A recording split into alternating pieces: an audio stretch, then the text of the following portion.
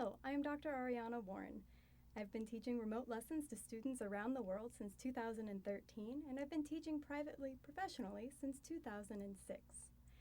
Today I would like to share with you what I have found to be my best practices for teaching remote private lessons to make them just as effective as when I teach in person.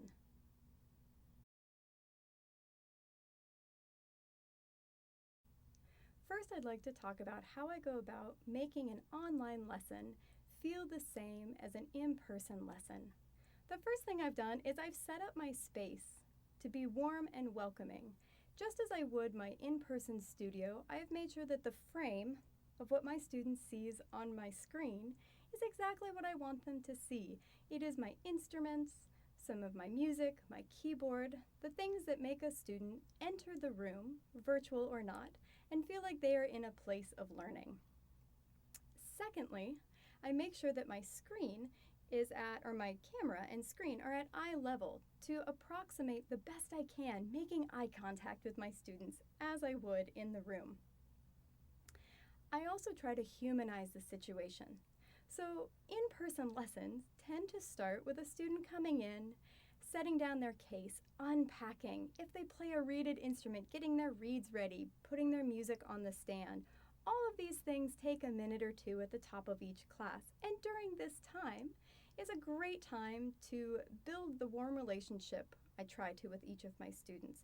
Ask them how their week has been, what they did today, how their instrument is doing this week. So at the top of each virtual lesson, oftentimes my students show up already instrument in hand, ready to go, music propped up on their home stand.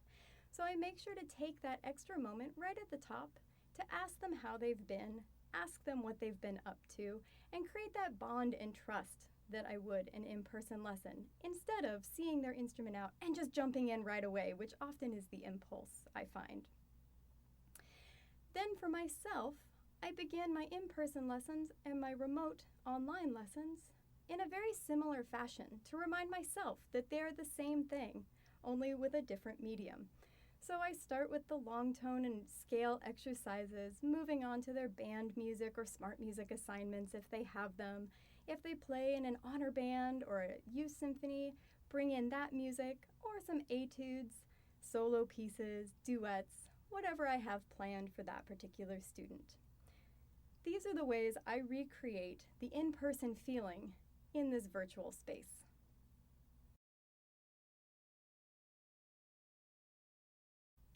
Next, I would like to discuss some of the ways I have found to overcome the big differences between distance and in-person lessons, as well as how some efficient and effective uses of Zoom and Skype that I have found. One of the biggest things I had to change in the way I approach lessons when teaching distance was waiting longer to give students feedback. I find generally in person, I tend to, as they're playing, say something like B flat, or a little bit quieter, or bigger here, or slow down more. Cues like that in person, in real time, when there's no latency, a student can hear while they're playing. I also would find myself stopping them a little bit more often, saying, oh, let's stop here, let's fix this thing.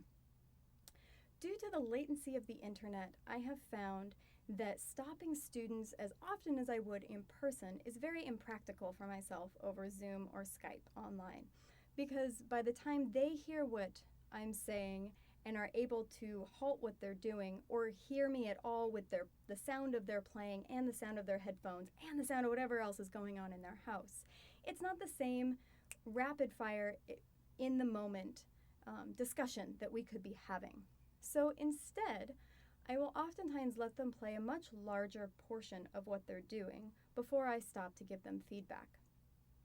In the meantime, I have whatever music we're working on pulled up on my tablet, ready to mark. So I'll go through with the red marker on my iPad, and I will mark through where the mistakes were so that I can keep track of it. And since it's digital, it's so easy to go back and erase and get rid of those markings for the next student. So since these interruptions take longer, I tend to do them less often.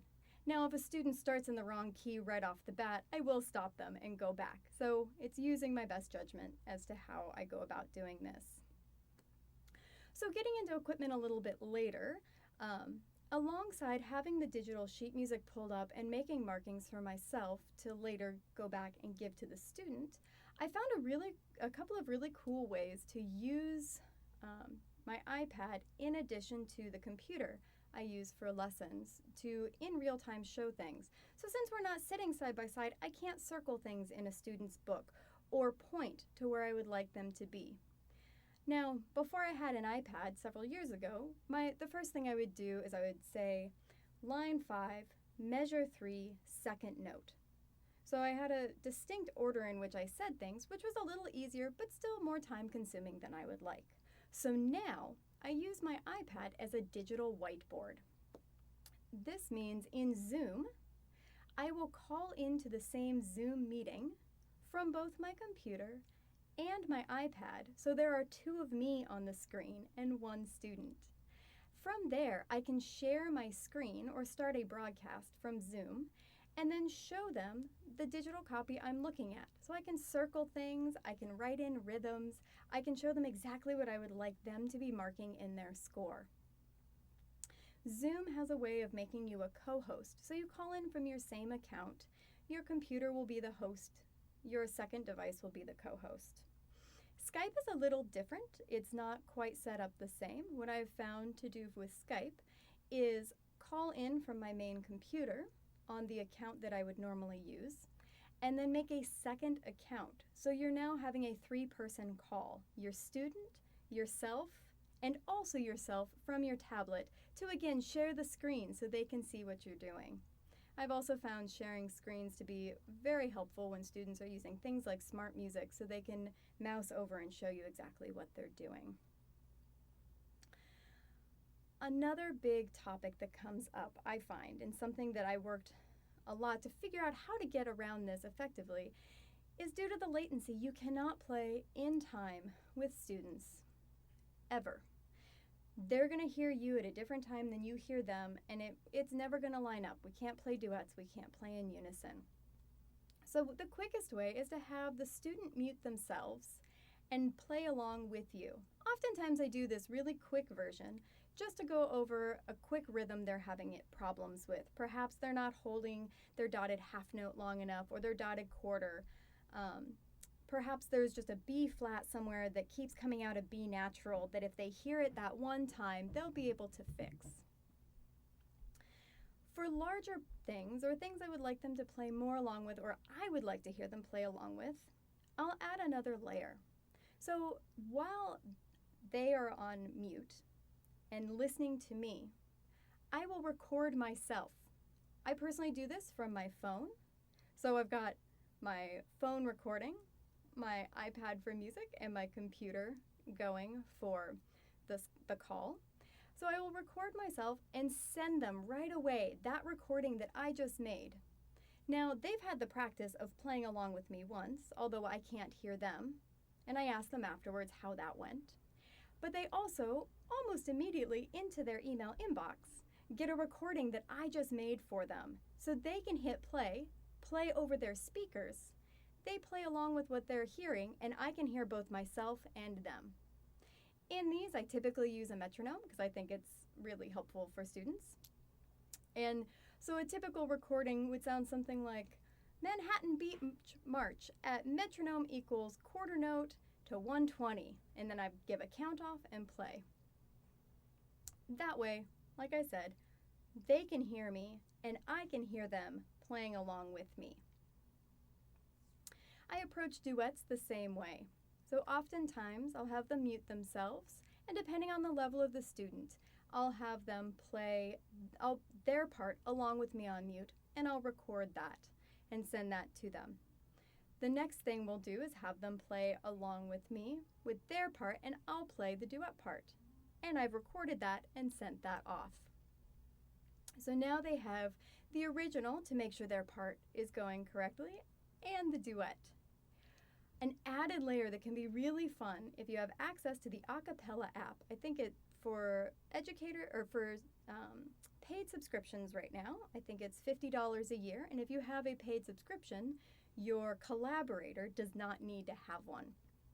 So I will record, again, with them on mute so they get the practice in the moment. I will record my part and their part in 2 separate videos, and then let them sandwich in whichever part or both that they're working on.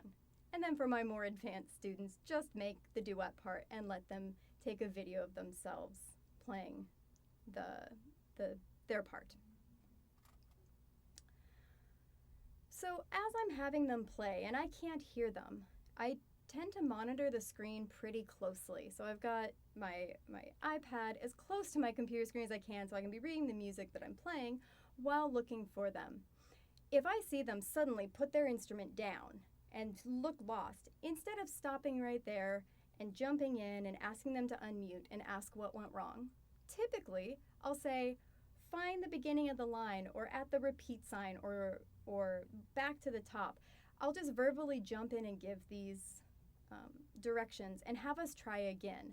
I find that way there's a lot less wasted time of stopping and starting and asking them in that moment what went wrong. And then after we've gone through more of it, then I'll ask them where they felt they got lost and we'll go back and work on things. So much like the idea at the beginning I had for myself of not interrupting as often, the same thing goes with them on mute playing along with me. I try not to interrupt as often. I try to keep things moving.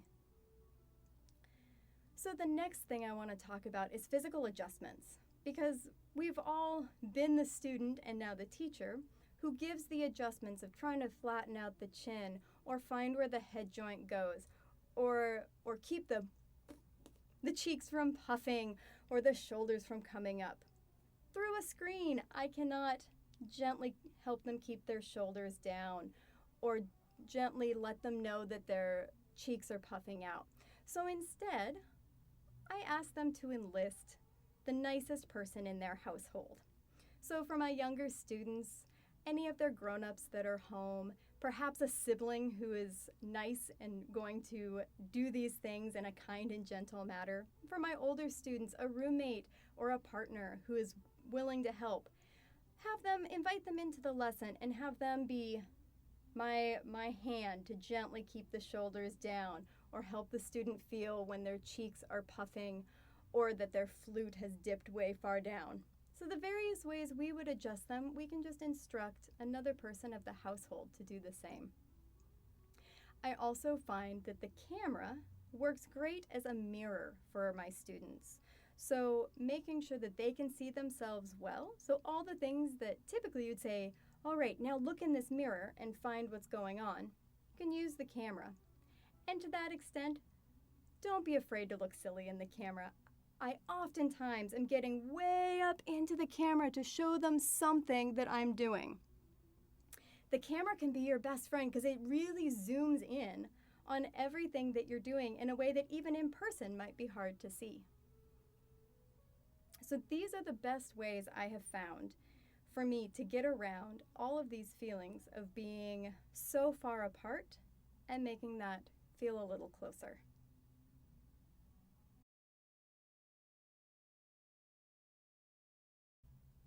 Lastly, let's talk about equipment. Let's start with the student's end of the equipment. I've found that regardless of how many things I have suggested to students, oftentimes anything goes.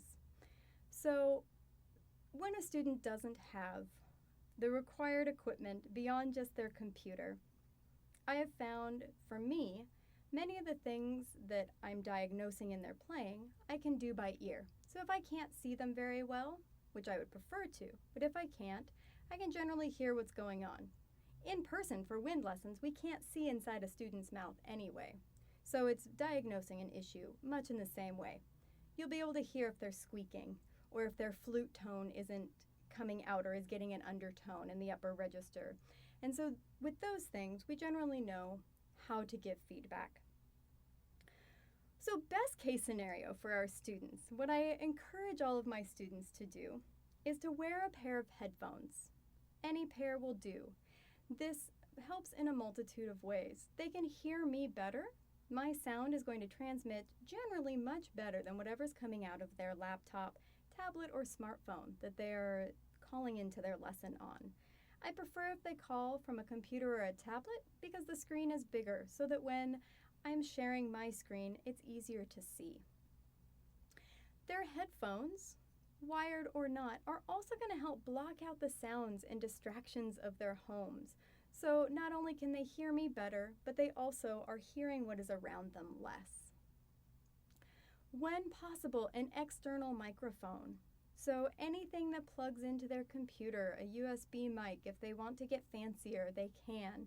But an external microphone is going to pick them up a lot better and make what I'm diagnosing by ear much easier. It also helps if they use smart music for their assignments to happen better. If the student has space in their practice area, having them far enough away from their screen helps me see them better so I can see the entirety of their instrument. Make sure flute players aren't centered with their flute coming off screen, or clarinet players aren't so close that I can't see even their top hand. So some distance really will help if your students can move back. A little bit to the left, a little bit to the right, but definitely back away from the screen. Asking them to tilt their cameras also helps a lot. So for me, what I find to work the best, it's a very similar setup plus a little. So as I was saying, I have a device for the call. It can be a computer or a tablet, something I can see big enough. Using a wired Ethernet connection will help a lot if you can. It's not required. I've mostly taught over Wi-Fi and it mostly has gone well. I find a device for reading the music and screen sharing. Again, another computer if you have it, or your tablet, or something like that. If you have great eyesight, it could be a phone. And then an app and a device to make recordings of yourself. It could be the same device it could be your tablet that you're writing on, it could be a secondary phone, it's whatever works for you to be able to make those recordings and send them off in real time. An external USB mic is going to be very, very helpful. I say a USB mic because it's a lower entry. You don't need an audio interface on all of these things. It just plugs right into your computer, or typically with some sort of, like a dongle, will plug into your tablet or smartphone. I myself wear headphones. There's a lot of going back and forth as to whether wired headphones or Bluetooth, in-ear versus over-ear. I say go with whatever you're going to be comfortable with for the longest. I personally have a pair of Bluetooth earbuds because I'm wearing them for so many hours a day that I find that to be the most comfortable. So the headphone I like is the one I can wear. Good front lighting is really important. Right now I have a ring light that you'll see in the photo, and that ring light is just radiating as much light towards me so the student can see me very well. This also helps if a student has really great front lighting. I find that on my screens, I use Mac, it's called night mode.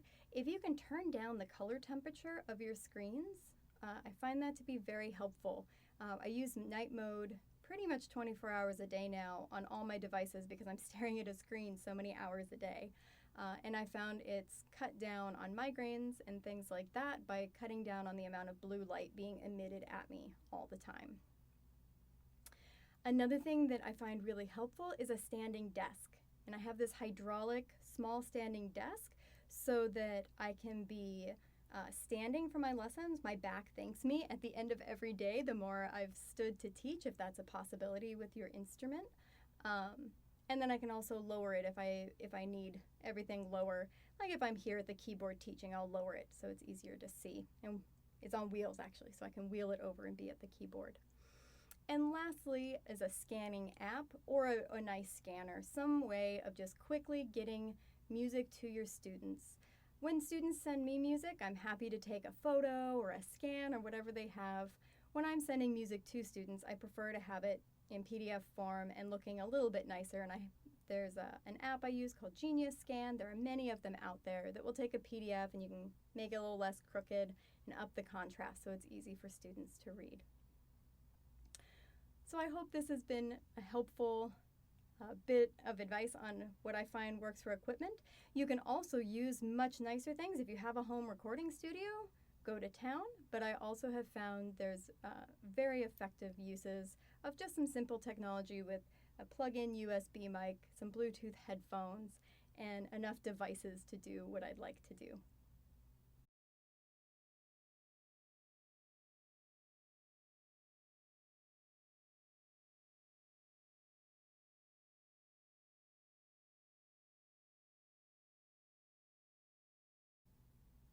Thank you for taking the time to watch my video. I hope you've gotten something out of it. And if you have any questions, please get in touch. My email address is warrenwoodwinds@gmail.com, and my website is arianawarren.com. Thank you.